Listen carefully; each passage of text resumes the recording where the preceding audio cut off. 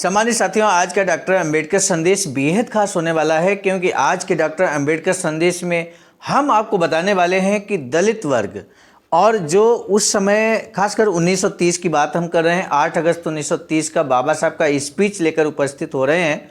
और इस स्पीच में बाबा साहब इस बात पर प्रकाश बहुत गहनता से डालते हैं कि दलित वर्ग और स्वराज्य जो उस समय डिमांड किया जा रहा था भारतीय राष्ट्रीय कांग्रेस के द्वारा अंग्रेजों से कि हमें स्वराज चाहिए, तो आखिर वो स्वराज दलित वर्ग के लिए कितना उपयोगी था और स्वराज की आखिर क्या परिभाषा है। ये कई ऐसे महत्वपूर्ण बिंदु हैं जिन पर आज डॉक्टर अंबेडकर संदेश के माध्यम से हम बाबा साहब के हूबहू स्पीच को आप तक पहुंचाने की कोशिश कर रहे हैं।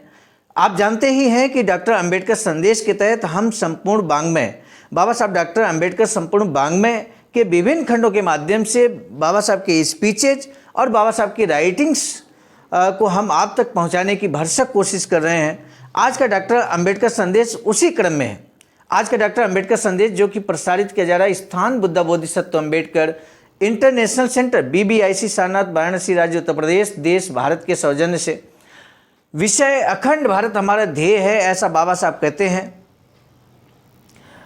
बाबा साहब डॉक्टर अंबेडकर संपूर्ण वाङ्मय खंड 38 में ये जो विषय है, इसके अंतर्गत आज हम 10वां भाग लेकर उपस्थित हुए हैं।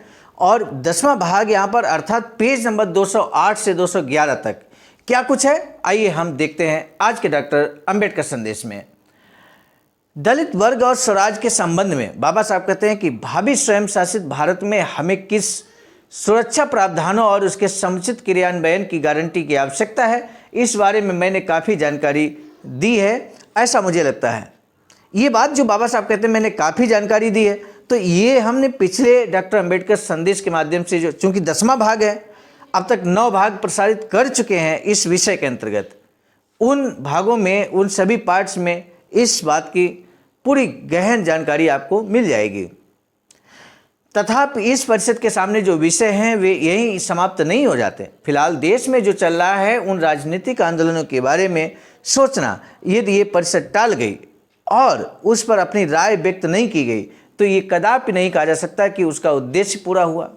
बाबा साहब कहते हैं फिलहाल जो देश के अंदर चल रहा है, जो राजनीतिक आंदोलन चल रहे हैं, यदि हम उस पर अपनी राय नहीं देते हैं, उसके बारे में नहीं सोचते हैं, तो इसका मतलब हमारी आज की परिषद का उद्देश्य पूरा नहीं हो पाया, ऐसा हम मानेंगे। दिसंबर 1928 को कलकत्ता में हुई इंडियन नेशनल कांग्रेस के अधिवेशन में ब्रिटिश संसद को दिए जाने वाले अंतिम नोटिस के प्रारूप का एक प्रस्ताव पारित किया गया था। ये शायद आपको याद होगा। इस प्रस्ताव में दिसंबर 1929 से पहले भारत को ब्रिटिश साम्राज्य में सार्वभौम राष्ट्र का दर्जा दिया जाए, ये मांगे रखी गई थी और साथ में धमकी भी दी गई थी कि इस मांग को पूरी करने में अगर ब्रिटिश पार्लियामेंट असफल रही तो भारतीय राष्ट्रीय कांग्रेस अपनी नीतियों में बदलाव लाते हुए पूर्ण स्वराज्य की मांग की जाएगी। कांग्रेस के इस प्रस्ताव पर वायसराय द्वारा भारतीय राज्य का दर्जा ब्रिटिश साम्राज्य के तहत सार्वभौम हो, ये अंग्रेजों का भी उद्देश्य है, इसकी घोषणा की गई। हालांकि इससे कांग्रेस को संतुष्टि नहीं हुई। ये केवल एक उद्देश्य भर हो, ये कांग्रेस को पसंद नहीं था। कांग्रेस चाहती थी कि तुरंत इसकी पूर्तता की जाए।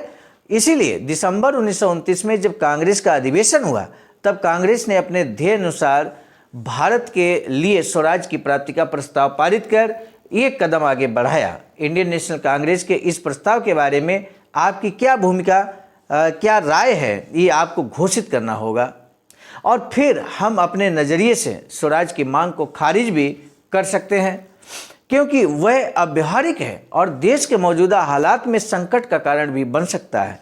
जिस देश के लोग एक राष्ट्र की भावना से, एक संविधान से और एक समान भविष्य के साथ जुड़े होते हैं, वे स्वराज्य से हमें ठगे जा सकते हैं, धोखा उठा सकते हैं। कोई भी इस बात से इनकार नहीं कर सकता कि ऐसी स्थितियों से ये देश कोसों दूर साम्राज्य के तहत स्वयं शासन का ध्येय ही बेहतर है, ऐसा मुझे लगता है, क्योंकि पूर्ण स्वराज का जोखिम टालकर हम अपने स्वयं शासित राष्ट्र के फायदे प्राप्त कर सकते हैं। इसीलिए हमें पूर्ण स्वतंत्रता के उद्देश्य का समर्थन करने से इनकार करना चाहिए। बाबा साहब कहते हैं कि हमें पूर्ण स्वतंत्रता के उद्देश्य का समर्थन करने से इनकार करना चाहिए, क्योंकि उसके बारे में कांग्रेस वालों के मन में भी बड़ी आशंकाएं हैं। लेकिन साम्राज्य के अंतर्गत स्वयं शासन के बारे में आपकी भूमिका क्या होगी, क्योंकि वह भी एक प्रकार का स्वराज होता है। नंबर 1 जनता का, नंबर 2 जनता के लिए, और जनता द्वारा चलाई जाने वाली सरकार होती है। सोच विचार कर आपको इस सवाल पर सतर्कता से निर्णय लेना चाहिए। अंग्रेजों का इस देश में आना देश के लिए एक बड़ा वरदान साबित हुआ है, इस बारे में कोई शक नहीं है। समता, स्वतंत्रता और बंधुभाव के मूलभूत सिद्धांतों पर आधारित यूरोपीय संस्कृति के सहचर्य के बगैर हिंदू धर्म के कई बुरे सामाजिक रीति रिवाजों के बारे में उन्हें कभी शर्म नहीं होती, क्योंकि वह उनके धर्म और नीति शास्त्र का एक हिस्सा था। इन दो संस्कृतियों के साथ आने के कारण उन दोनों के बीच के तीव्र विरोधाभास भारतीयों को महसूस होने लगा और इन सामाजिक कुरीतियों और रीति रिवाजों को दूर करने की जरूरत उन्हें महसूस होने लगी। अन्य किसी भी उपाय के द्वारा पुनर्संगठन नहीं हो सकता था। इस मौके के कारण भारत को करना पड़ रहा है। अंग्रेजों के आने से पूर्व एक ही शासन पद्धति और सब पर एक ही कानून लागू होने जैसी महत्वपूर्ण सुविधा भारत को कभी भी प्राप्त नहीं हो सकती थी। किसी भी देश के लिए ये कोई छोटी ताकत नहीं है। भारत के लिए इसका बहुत बड़ा मूल्य है। राष्ट्रता की भावना की जड़ें जितनी गहराई तक पनपनी हो, उतनी गहरे तक जमीन तैयार हो चुकी है और स्थिर राज्य की बुनियाद भी उन्होंने तैयार कर रखी है। उन्होंने मुद्रा, रास्ते, रेलवे, डाक आदि मोर्चों पर सुधार किए बगैर दो को आधुनिक संस्कृति में प्रयुक्त साधनों से दूर रखा। ऐसा भी हम नहीं कह सकते। ये सब सही है, लेकिन सवाल ये है कि ये सब उन्होंने किस चीज़ के बदले में किया है। अंग्रेज प्रशासन के तहत भारतीय जनता का एक तरह से बौनी होती जा रही है, उसकी प्रगति रोकी जा रही, इसमें कोई दो राय नहीं है। स्वर्गीय गोखले के शब्दों में कहना हो तो पूरे दिन हमें कुंठाओं से ग्रस्त जीवन बिताना होगा और हम में से जो ऊंचे कद के हैं उन्हें झुककर जीना होगा। स्वयं शासित राष्ट्र में दिखाई देने वाली आत्मसम्मान की भावना किसी भी भारतीय में दिखाई नहीं देती है। जिस नैतिक आचार से स्वराज की मांग की गई है वह शायद आपको पसंद ना आए। इतना ही नहीं, ये देखकर आपको लगेगा कि जैसे कोई शैतान धर्म ग्रंथ का जिक्र कर अपना काम करवा ले, उसी तरह से ये पूंजीपति, ये सामंती लोग स्वतंत्रता की मांग कर रहे हैं। हो सकता है कि आपको ये सब मज़ेदार लगे। लोगों की नैतिक शक्ति की ओर देखा जाए तो लगता है कि अंग्रेज़ों का राज हमें काफ़ी महंगा पड़ा है, इसमें कोई संदेह नहीं। किंतु इस बिंदु से भी आप शायद सहमत ना हो। आप कहेंगे कि इस देश में शांति और सुरक्षा कायम रखने के बदले में चाहे कोई भी कीमत देनी पड़े तो भी देश में है, और वह है इस देश के लोगों की दरिद्रता। दुनिया के किसी भी हिस्से में वह कम ही है, लेकिन शायद आपको भी मान्य हो, पसंद आए। ऐसी एक बात इस भारत की बराबरी कर सके ऐसी गरीबी है क्या? 19वीं शताब्दी के पहले 25 सालों में, 19वीं शताब्दी यानी कि सन 1800 से लेकर 1900 के बीच की बात हो रही, 25 सालों में क्या घटनाक्रम हुआ, बाबा साहब यहाँ पर आंकड़ों सहित बताते हैं। 19वीं शताब्दी के पहले 25 सालों में अंग्रेजों का राज एक सर्वमान्य हकीकत बनी। तब 10 लाख लोगों की जान लेने वाले 5 अकाल आए। अगले 25 सालों में 2 बार अकाल आए और उसमें करीब 4 लाख लोग मृत्यु को प्राप्त हुए।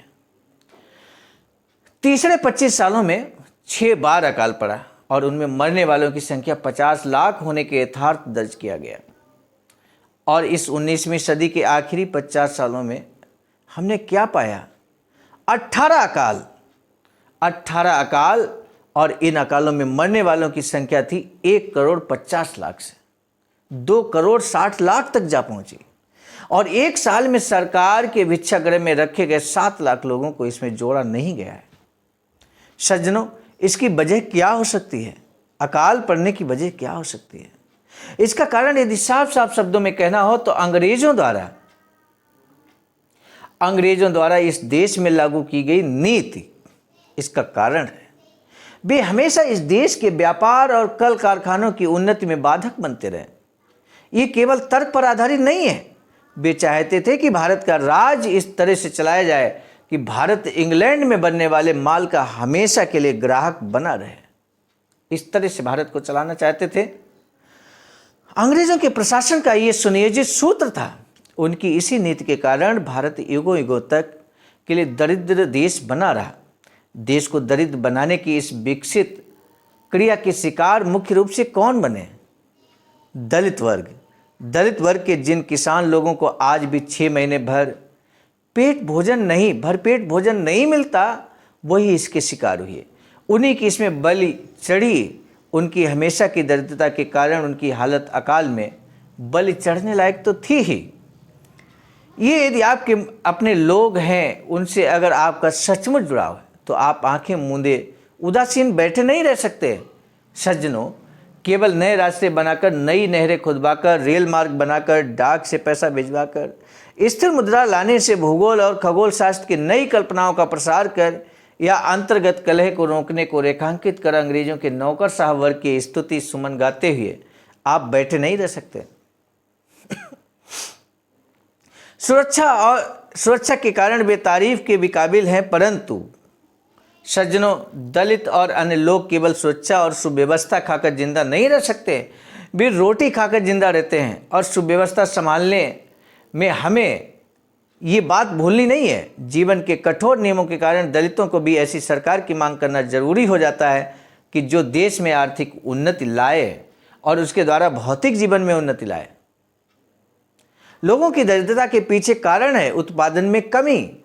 आप में से कोई एक ठोस मुद्दा उपस्थित कर कह सकता है कि जितना भी उत्पादन आता है उसका सही बंटवारा नहीं होता।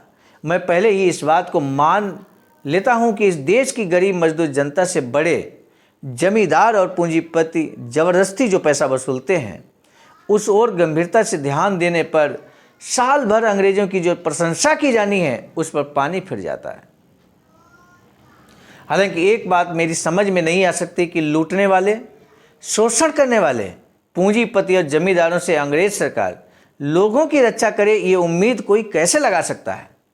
एक बात हमें हमेशा ध्यान में रखनी होगी कि प्रोफेसर डाइसी के बताए के अनुसार किसी भी सरकार, फिर वो कितनी भी शक्तिशाली ही क्यों ना हो, 2 बातों की सीमा होती है। पहली सीमा आंतरिक होती है और वह राज्यकर्ताओं के स्वभाव, उद्देश्य और हित संबंधों पर निर्भर करती है। अंग्रेज सरकार अगर भारतीय समाज में प्रचलित शक्तियों को बढ़ावा नहीं देती तो यह उनके उद्देश्यों और हित संबंधों के खिलाफ है। इसलिए शिक्षा के बारे में वे उदासीन है और स्वदेशी के खिलाफ है। तो इसलिए नहीं कि वे उसका समर्थन नहीं कर सकते, बल्कि इसलिए कि ऐसा करना उनके उद्देश्यों के दायरे में फिट नहीं बैठता। दूसरा है राज्यकर्ताओं पर दूसरी जिस बात की पाबंदी होती है, वह है बाहर से विरोध होने का उसे लगने वाला डर। भारतीय समाज के जीवन मूल्य नष्ट करने वाले सामाजिक दोषी की गंभीरता क्या अंग्रेज राज्यकर्ता नहीं जानते? भारत के जमींदार जनता को निचोड़कर शुष्क बनाते जा रहे हैं। क्या सरकार ये बात नहीं जानती? भारत के पूंजीपति मजदूर वर्ग को जीवन निर्वाह करने के लिए जरूरी मजदूरी और सहूलियतें नहीं देते? क्या सरकार ये बात नहीं जानती? सरकार को इन सभी बातों का पता है, लेकिन आज तक सरकार ने उन्हें छूने तक का साहस नहीं किया है। क्यों? उन्हें नष्ट करने का अधिकार उसके पास नहीं था। क्या इसलिए? बिल्कुल नहीं। उसने अगर भारत का सामाजिक यथार्थ और आर्थिक जीवन यदि नष्ट किया या उसे सुधारने की कोशिश की तो उसे विरोध का सामना करना पड़ेगा, ये डर उसे था। ऐसी सरकार किसके और कैसे काम आने वाली है? इस प्रकार मुख्य 2 मामलों में लंगड़ी सरकार के आधिपत्य में जाहिर है कि जीवन जैसा था वैसा ही रहेगा। देश के हित के लिए अपनी अविभक्त निष्ठा ढो सकने वाले अधिकारी सरकार प्रशासन में हो, ऐसी सरकार हम चाहते हैं, जिनमें शामिल व्यक्तियों को आज्ञा पालन की सीमा कहाँ खत्म होती है और कहाँ प्रतिकार शुरू होता है, इसका एहसास होते हुए भी जो अत्यंत आवश्यक होने वाले न्याय, आर्थिक और सामाजिक सुधार लागू करने से हिचकिचाएंगे नहीं। इस भूमिका को अंग्रेज सरकार कभी भी निभा नहीं सकती। लोगों द्वारा और लोगों के लिए चलाई जाने वाली सरकार, यानी दूसरे शब्दों में बताना हो तो क्यों के सरकार के लिए ये संभव हो सकता है।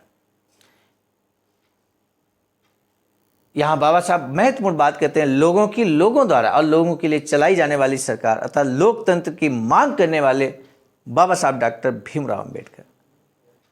आज का डॉक्टर अंबेडकर संदेश में आपने देखा किस तरह से बाबा साहब ने दलित वर्ग और स्वराज के बीच किस तरह का कोरिलेशन है, किस तरह का स्वराज और स्वयं शासन सत्ता स्थापित करनी है, इस पर बाबा साहब बहुत स्पष्ट ढंग से यहाँ पर कहते हैं।